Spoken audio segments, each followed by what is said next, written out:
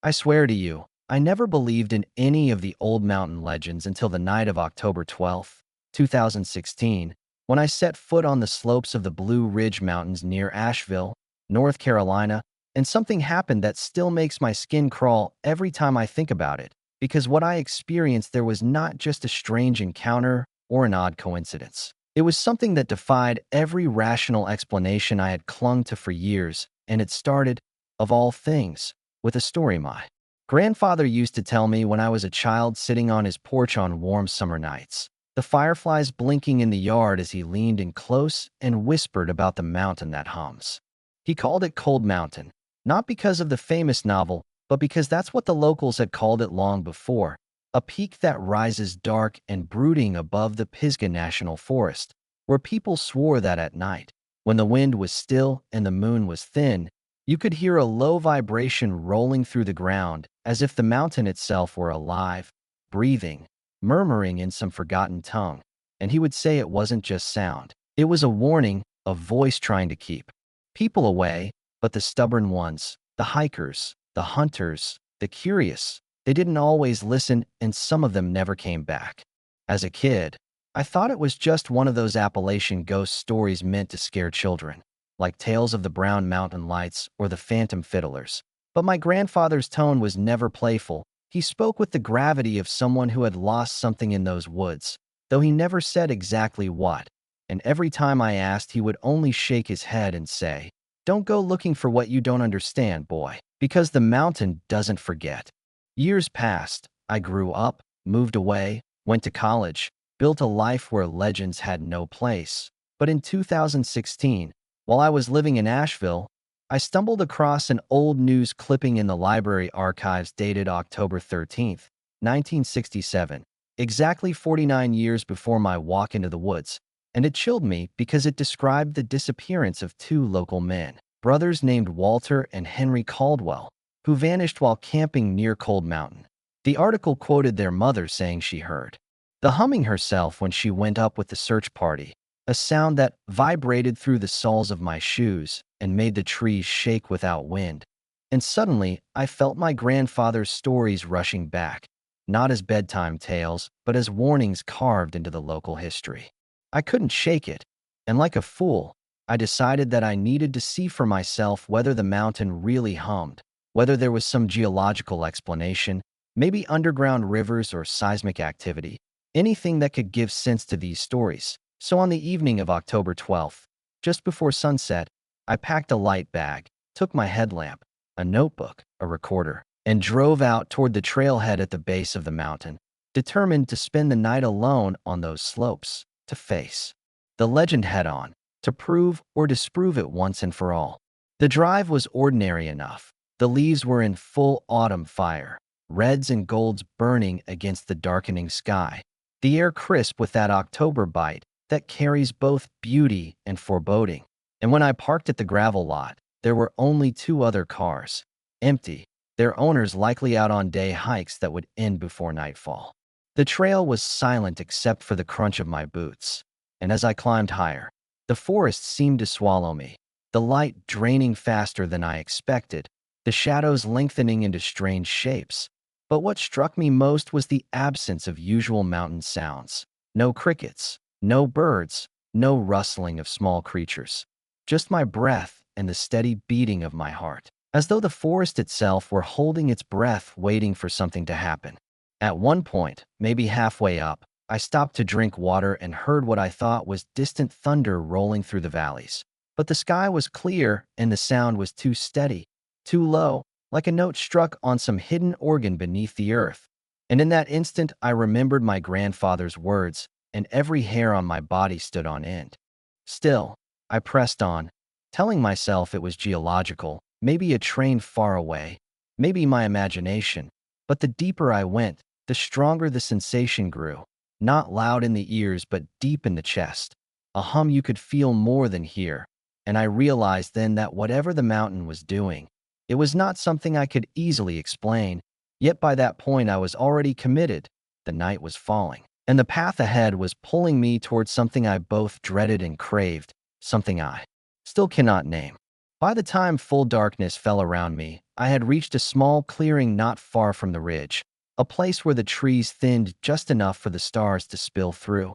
And I remember dropping my pack, switching on the red light of my headlamp to save my night vision, and jotting down in my notebook the strange consistency of the vibration, how it seemed to ebb and swell like waves but never stopped entirely. A background presence that pressed against my ribs like the steady hand of some invisible giant. And as I wrote, I realized my pen trembled against the paper though the air was still, no breeze, no chill strong enough to cause it. And my recorder, an old handheld device I carried from habit, picked up the faintest low-frequency hum when I played it back. A sound so subtle you might miss it if you weren't listening closely, but once you heard it you couldn't unhear it. It lingered in the back of your skull like a thought you didn't choose. I should have left then.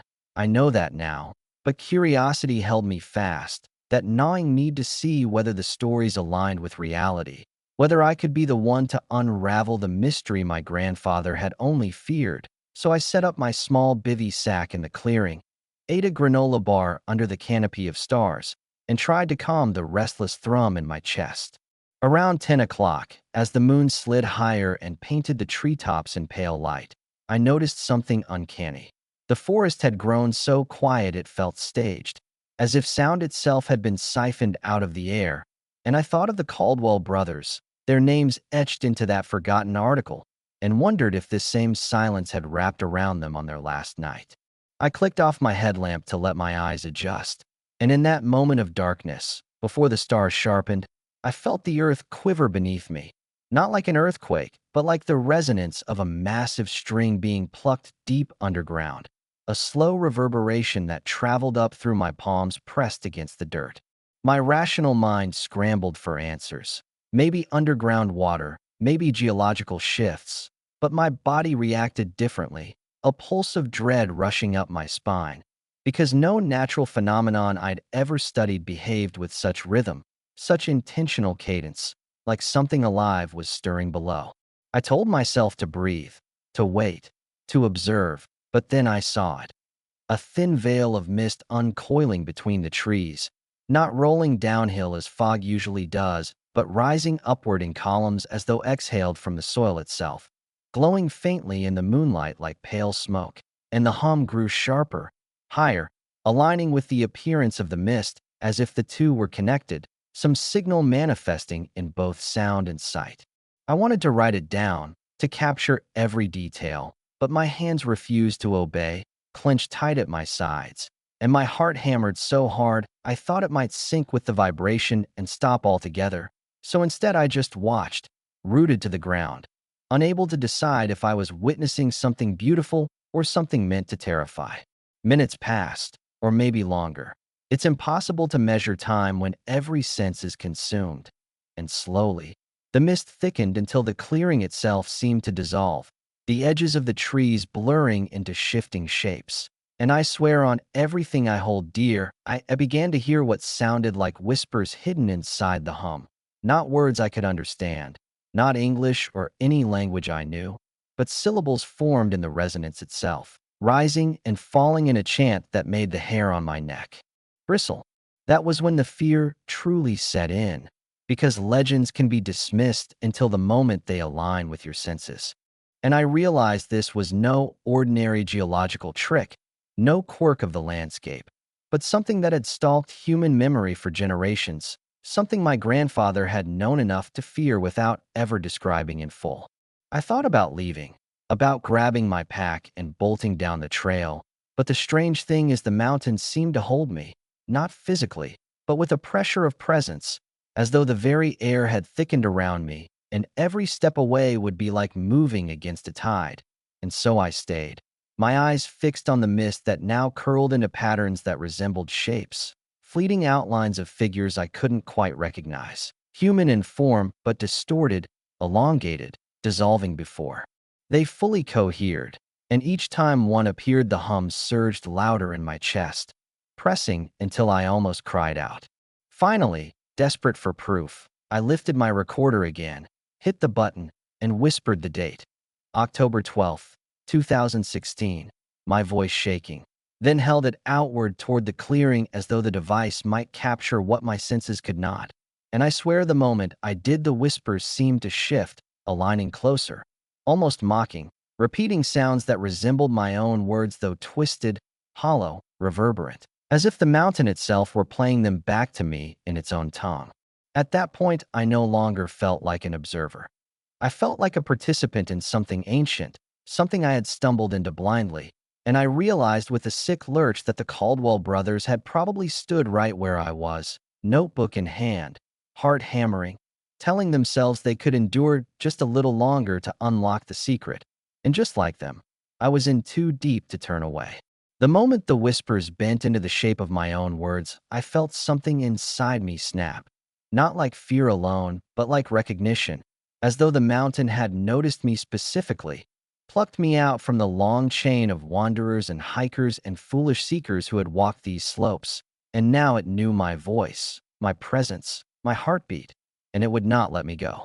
I stumbled back toward the edge of the clearing, my boots crunching in the dry leaves, but the sound seemed muffled, swallowed whole by that vibrating chant, and the mist swirled faster, twisting into forms that grew sharper, taller, less human with each turn, shapes with shoulders that bent unnaturally and heads that tilted at impossible angles, not solid but not entirely insubstantial either, as though they were being sculpted from the hum itself, born out of resonance and air.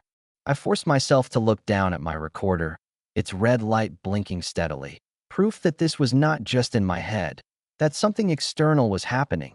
But then the blinking faltered, stuttered, and the device hissed with static that carried a sound so close to my own voice saying my name that I dropped it in shock. The name repeated, warped and hollow, rolling out from the recorder lying in the dirt. But then, with a horrifying shift, it no longer came from the device.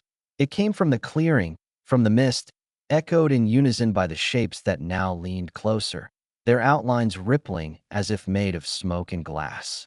I wanted to scream, but no sound left my throat, the pressure in my chest unbearable, as if the hum had taken control of the rhythm of my breathing, dictating when my lungs could expand and contract.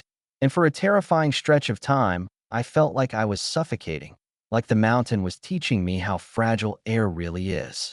My knees buckled and I fell forward onto the damp earth, clutching at the soil as though it might anchor me back to reality. And in that position, I saw something I will never erase from memory. Beneath the thin carpet of leaves, the ground seemed to glow faintly, a lattice of light spreading like veins, pulsing in rhythm with the hum. And in those pulses were faces, not clear, not whole, but fleeting impressions, eyes opening and closing, mouths forming shapes that resembled cries or prayers. Faces pressed against the surface from below, as if some multitude were trapped inside the mountain itself. I gasped and scrambled back, and as I did, my boot struck a stone that shifted under my weight, revealing a hollow space beneath. And from that hollow rose a rush of air so cold it burned, carrying with it a chorus of voices that surged louder than the hum. Voices layered upon voices, some high, some low, some weeping, some laughing in broken cadences, and though not one word was understandable, the intent was clear. This was not random. This was communication, but it was not meant for me. It was meant to be endured, absorbed, surrendered to, and I knew then why people disappeared here. Why the Caldwell brothers never came back. Why my grandfather had spoken with such sorrow when he warned me. The mist thickened to the point that I could no longer see the stars above, only shifting silhouettes pressing closer, and suddenly I felt hands. No, not hands, pressure, on my shoulders, weight that pinned me in place though nothing was visible, and the vibration surged through my bones until my teeth rattled, and in that terrible moment I heard, clear and sharp, a phrase that broke through the garbled chorus. You are part. It wasn't my imagination, it wasn't coincidence, it was a sentence formed in the resonance itself. And with those words the pressure increased until I thought my body might split apart into the same mist that surrounded me, my edges dissolving into the hum, my voice becoming another layer in the endless chant.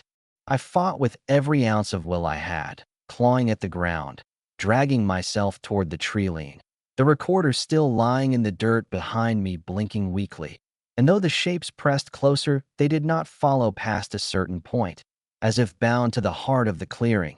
And when my hand finally gripped the rough bark of a tree at the edge, the pressure eased just enough for me to gasp for breath, the air cutting like knives in my lungs. I staggered to my feet, my vision swimming, and looked back one final time.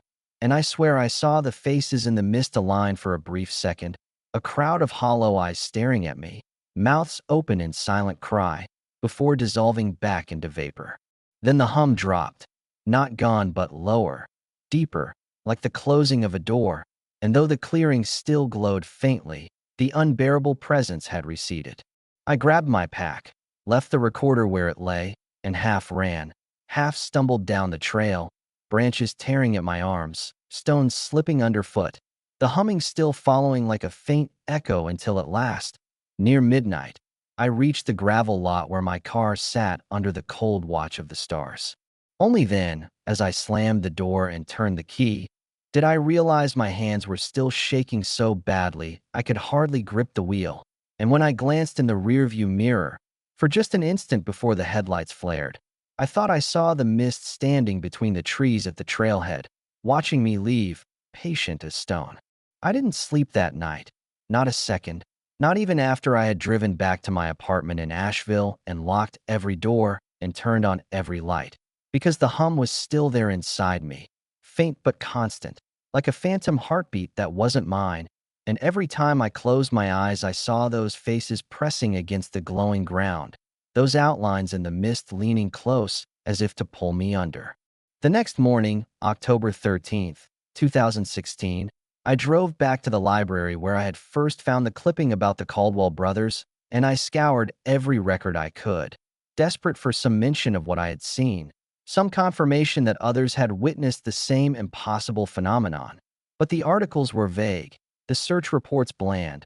All official records reduced the disappearances to unexplained accidents or lost hikers. Yet when I asked one of the archivists, an older woman named Margaret who had worked there for decades, if she remembered anything about Cold Mountain, she gave me a long, searching look and finally said, "People stopped asking questions about that place a long time ago. Some things aren't for us to solve." She wouldn't say more, but the weight in her eyes told me she knew more than the newspapers had ever printed.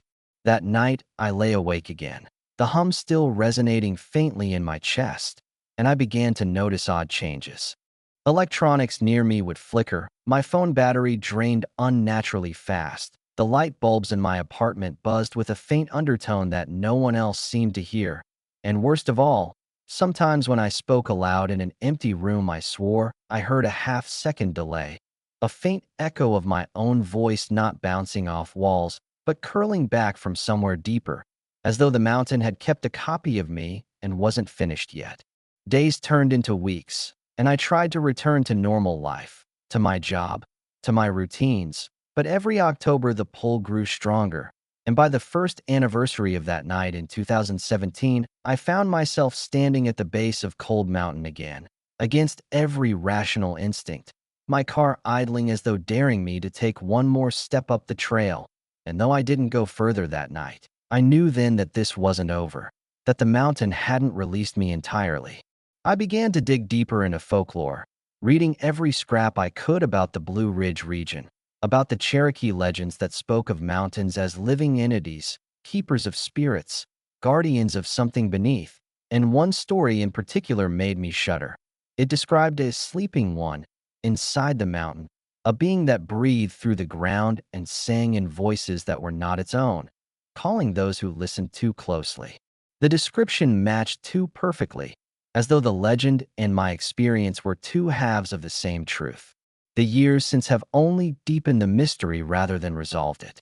Hikers still vanish in Pisgah National Forest, though the reports are always clinical, stripped of the terror that lingers in the locals' eyes when you bring it up, and every October 12th, without fail, I feel the hum rise again in my chest no matter where I am. Once in Atlanta on a business trip, once visiting friends in Boston. And it's always strongest at night, strongest when I'm alone, strongest when the memory of that clearing bleeds into the present. I haven't told many people, only a few close friends, and even they look at me with polite skepticism, the kind you give someone who's endured trauma but is weaving it into something supernatural. And I don't blame them, because if I hadn't been there, I wouldn't believe it either. But I carry one final piece of proof, though I never wanted it. 3 months after that night, a park ranger called me after finding my old recorder during routine trail maintenance. He didn't know it was mine until he checked the files inside and saw my name in the opening whisper. He thought maybe I had dropped it while hiking and wanted to return it. I played it once, only once, in the safety of daylight with the blinds drawn tight, and what it captured still makes my blood run cold. My voice is there, shaky, whispering the date into the microphone. Then comes the hum, clear and steady, rolling like thunder under the earth. And then, unmistakably, my name repeated in a voice that is not mine, layered with dozens of others, each slightly out of sync, until the recorder hisses into static. I turned it off, sealed it in a metal box, and buried it deep in my closet, but I know it doesn't matter because the sound isn't confined to the device. It's inside me now, inside my memory, inside the spaces where silence should be. And that is why I am telling you this, not to entertain, not to frighten, but because I need you to understand that some places in this country are more than just land, more than just rock and soil. They are living, watching, remembering. And once they decide you belong to them, they do not let you go. My grandfather tried to warn me. The Caldwell brothers never came back. And I, God help me, still feel the hum every time the wind dies on a cold October night, reminding me that the mountain hasn't forgotten and it never will.